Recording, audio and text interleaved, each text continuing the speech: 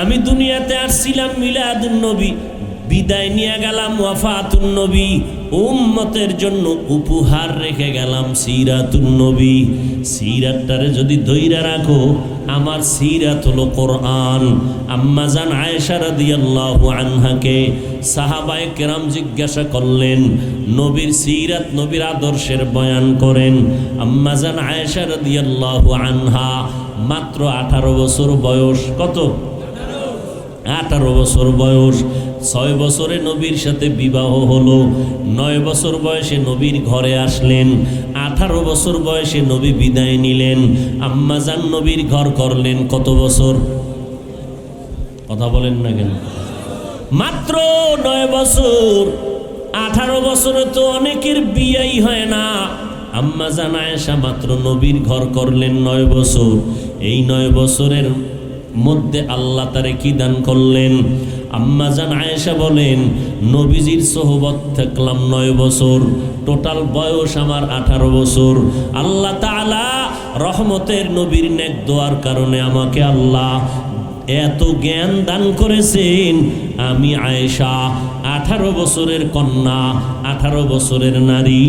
আমি আয়েশাকে আমার আল্লাহ এত জেহেন দান করেছেন, আমি 2000-এর উপরে হাদিসের হাফেজা হয়ে গেছি। বড় বড় সাহাবায়ে কেরাম মাসআলায় যদি আটকাইয়া যাইতেন, আম্মাজান আয়েশার কাছে যাইতেন, আম্মাজান আয়েশা সমাধান দিতেন। বলে কেমন সমাধান? নবীর ইন্তেকাল হয়ে গেল, নবী দুনিয়াতে আসছেন সোমবার দিন। কোন দিন? দুনিয়া থেকে বিদায়ও ইন্তেকালও হয়েছে সোমবার দিন। টাইম আলাদা, তারিখ আলাদা, সময় আলাদা, আষাঢ় মাসও আলাদা। বর্ণনাকারীরা, ঐতিহাসিকরা কেউ বলেন নবী রমাজান মাসে দুনিয়াতে জন্মগ্রহণ করছেন, এরকমও মতামত আছে। রবিউল আউয়ালে আসছেন, তাও 12 তারিখ নির্দিষ্ট না। অনেকের অধিকাংশ মত হলো 8 তারিখ, 9 তারিখ, 11, 17। যাই হোক, ওদিকে আমি যাব না। নবী আসছেন সোমবার, এই বার নিয়ে কোনো ভেদাভেদ, কোনো মতনৈক্য নাই। বিদায় নিছেন সোমবার। আসার টাইম সুবহ সাদেক, যাওয়ার টাইম হলো জহুরের নামাজের আগে চাষতের সময়। কি কোন দিন? সোমবার। কয়টায়? চাষতের সময়, জহুরের আগে। নবীর দাফন হয় নাই, ইন্তেকাল হয়ে গেল মাত্র সোমবার জহুরের নামাজের আগে। দাফন হইল বুধবার রাতের বেলা তাহাজ্জুদের টাইমে। 3 দিন দেরি হলো কেন? নবীজি বলেন, মাইয়ত মারা গেলে মাইয়তের দ্রুত দাফন করো, উপরে রাখবা না, কষ্ট পায়। নবী হাদিস বললেন, অথচ নবীকে কেন এই 3 দিন রাখা হলো? কারণটা কি? এর একমাত্র কারণ, কঠিন থেকে কঠিন গোটা দুনিয়ার মুসলিম বিশ্ব 2টা সমস্যার জায়গায় দাঁড়ায় গেল। সমাধান নবীও দিয়া যান নাই, সাহাবায়ে কেরামও সমাধান দিতে পারতেছেন না। এক সমস্যা, নবীর দাফন কোথায় হবে? মদিনার আনসার সাহাবীরা ডাকে, আসো মদিনায় রাখবো। মক্কাবাসী বলে, মুহাম্মদের মক্কায় পাঠায় দাও, মদিনায় দাফন করানো যাবে না। এই এক সমস্যার সমাধান কে দিবেন? 2 নাম্বার সমস্যা, নবী বলে যান নাই আমার ইন্তেকালের পরে আবু বকর খেলাফতের জায়গায় আসবেন, ওমর আসবেন, আলী আসবেন, কাউকে বলে যান নাই। এই সমাধানও পাইতেছেন না। সমাধানের জন্য 3 দিন সময় লাগলো। এক সমাধান দিলেন মাইয়া, আর এক সমাধান দিলেন মাইয়ার বাবা। আবু বকর সিদ্দিক সমাধান দিলেন, রসুলের ইন্তেকালের পরে তার দায়িত্বের জায়গায় যিনি হবেন আমি হব তা না। রসুলের হাদিস, আল আইম্মাতু মিন কুরাইশ, কুরাইশ বংশের থেকে ইমাম বানাও। সমাধান দেওয়া মাত্র আবু বকরের হাতে ওমর হাত দিয়া কয়, আমি বায়াত গ্রহণ করলাম। ওসমান বায়াত গ্রহণ করলেন, আলীও বায়াত গ্রহণ করলেন। আমরা আবু বকরকে ইমাম বানায় নিলাম, খেলাফতের দায়িত্বে মেনে নিলাম। আর নবীর দাফন কোথায় হবে সমাধানটা দিলেন আবু বকরের কন্যা আয়েশা রাদিয়াল্লাহু আনহা, হাদিস দিয়ে সমাধান দিলেন। রসুলের হাদিস, যেখানে দাফন হবে ওখানেই কাফন হবে। যেখানেই রসুলের ইন্তেকাল ওখানেই দাফন। সমাধান হয়ে গেল, দাফন শেষ। সোমবার দিন দুপুরের আগে ইন্তেকাল, বুধবার দিন রাত যাইয়া তাহাজ্জুদের টাইমে দাফন হয়ে গেল। রহমতের নবী আম্মা জান আয়েশাকে এত দোয়া করেছেন, সাহাবায়ে কেরাম গিয়া বলেন আম্মা জান নবীর আদর্শের বয়ান করেন। আম্মা জান পাল্টা প্রশ্ন করলেন, আফাতাকরাউনাল কোরআন, আপনারা কি কোরআন শরীফ তেলাওয়াত করেন না? ক্বালু বালা, বলে হ্যাঁ আমরা কোরআন শরীফ তেলাওয়াত করি। আম্মা জান বললেন কানা খুলুকুহুল কোরআন, কোরআন শরীফ হলো নবীর সিরাতুন নবী। ইসলাম কি আবেগ দিয়া চলে? হ্যাঁ, কয় মিলাদুন নবী কায়েম করো, সিরাতুন নবী লাথি মারো। সিরাতুন নবী তো কোরআন শরীফ, তো লাথি মারলা কই, লাগলো কই, খবর আসেনি? আল্লাহ হেদায়াত দান করুন। কোরআন শরীফ ওলামায়ে কেরাম এই জন্য বলে আল্লাহ দুইটা কোরআন দিছেন। কয়টা? একটা কোরআন থিওরিক্যাল আর একটা কোরআন প্র্যাকটিক্যাল। প্র্যাকটিক্যাল কোরআন আমার নবী, থিওরিক্যাল কোরআন হলো আমাদের কাছে যে কাগজের কোরআন আছে, এটা হলো থিওরিক্যাল কোরআন। এরে নবীর উম্মত, আমার নবী এই কোরআনটারে ধরে রাখার কথা বলছেন। ধরে রাখো রে উম্মত, জীবনে তোমার সম্মানও যাবে না, ঈমানও নষ্ট হবে না। আজও ১৫০০ বছর পর আল্লাহর কোরআনটারে যারা ধরে রাখছে, সুন্নত অনুযায়ী যারা আছে, এদের মতো সম্মানে জমিনে বর্তমানে আর কেউ নাই। সম্মান দেওয়ার মালিক কে? আল্লাহ। আল্লাহ সম্মান দিয়ে রাখছে।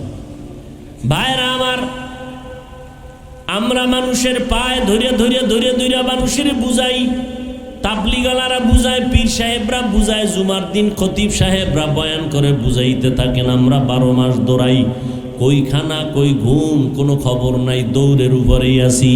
মানুষের পাও ধরে ধরে বুঝাই, একটা কর্কশ ভাষায় কথা বলি না, গরম কথা বলি না। কষ্ট পাইবে, কষ্ট পাইলে না জানি আবার বরদোয়া করে, না জানি লোকটা দিনের থেকে দূরে সইরা যায়।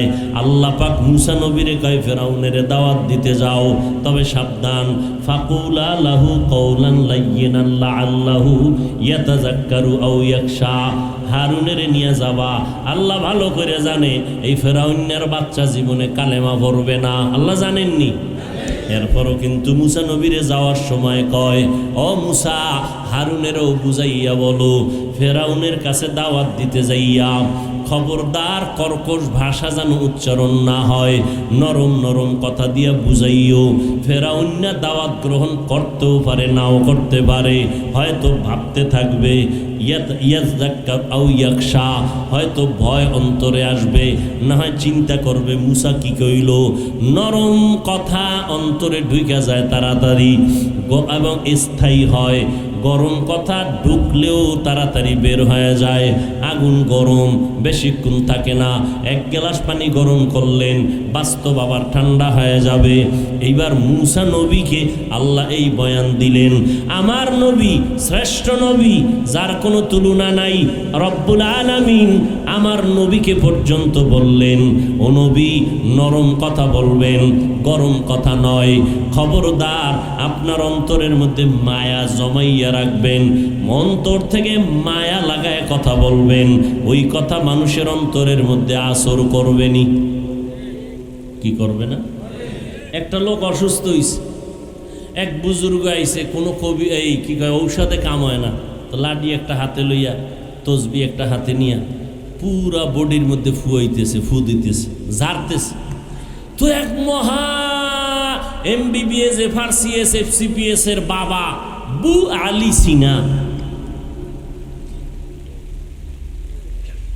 স্বাস্থ্যবিজ্ঞানীদের গডফাদার, বুঝেন না কথা, বড় তবিবুল আতবাব, হে পাশে বুঝিস, এই তুমি এর ফুয়াইলে কি হইল?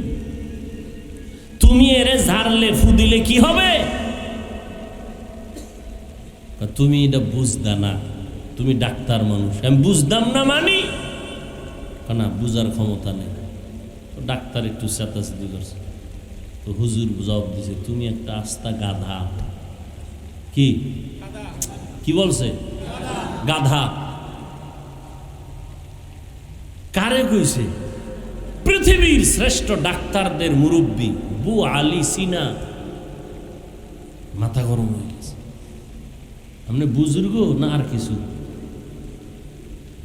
আপনি আমাকে এই ভাষাটা বললেন, এটা হলো সমস্যা কি? সমস্যা কি?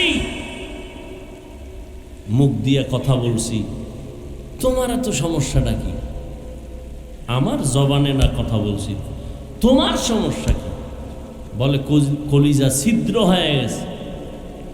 কথা বলছি আমি, তোমার কলিজা যদি ছিদ্র হয় তো ফুয়ের মধ্যে কেন অ্যাকশন হবে না? কথার মধ্যে অ্যাকশন আছে না নেই? এই বর্তমান দুনিয়া তো কিছু পণ্ডিত এরা না বুঝার কারণে আল্লাহ আলাদের জারফুককে বাজে মন্তব্য করে বেয়াদবি করে। আল্লাহ হেদায়াত দান করুন। কথায় অ্যাকশন নাই। গালি দিলে মেজাজ ঠান্ডা থাকে না গরম? জাগাত গরম, জাগাত। এবার বুঝেন যে কথার অ্যাকশন কত। তাহলে গালির অ্যাকশন হইলে কি কোরআনের কথার অ্যাকশন নাই? এটা একটা কথা। আরে পুলিশে আসামি দুইটা ফিডাইতেছে, কান্দে না। আর আল্লাহ আল্লাহরা বয়ান করে 200 হাত দূরে বয়ে এক বেনামাজি কানতেছে, ওরা মারলো কে? কথায় অ্যাকশন আছে না নাই? যেই রকম আমল ঠিক ওই রকম কথায় পাওয়ার। এলমেরা এজাজ করদান বেহিসাব, খলকেরা দাদান জওয়াবে বাসাওয়া। তাবলিগে গেলে মানুষগুলো পরিবর্তন হয়, ভালো হয় না খারাপ হয়? চরমনাই যায়, সারসিনা যায়, উজানি যায়, বাহাদুরপুর যায়, ওই চট্টগ্রাম নানুপুরে যায়। মানুষগুলো দাড়ি ছিল না, দাড়িওয়ালা হয়, পর্দা করে, হালাল খায়। আগে নামাজ পড়তো না, এখন নামাজ সারেই না। এরে ফিটাইছে নি, ভয় দেখাইছে, এরে বাঁধছে, এর পাগল হয়ে গেছে। নামাজের আজান শুনলেই কিসের বৃষ্টি, দৌড় মসজিদে হাজির। আল্লাহ তাআলা এই কথার মধ্যে অ্যাকশন রাখছেন, কিন্তু কথা হতে হবে মোহাব্বত লাগানো কথা। মোহাব্বত দিয়া মানুষের কলিজার মধ্যে কথার আসর বেশি হয়। মুসা নবীরে আল্লাহ কয় ফেরাউনের বয়ান করবার ঠান্ডা আওয়াজ দিয়া, লাইয়ে না নরম নরম কথা। বর্তমান দুনিয়াতে আমরা যারা দায়ী বক্তা, মুসা নবীর থেকে কি দামি? হ্যাঁ, যারা শ্রোতা আছে এরা ফেরাউনের চেয়ে খারাপ।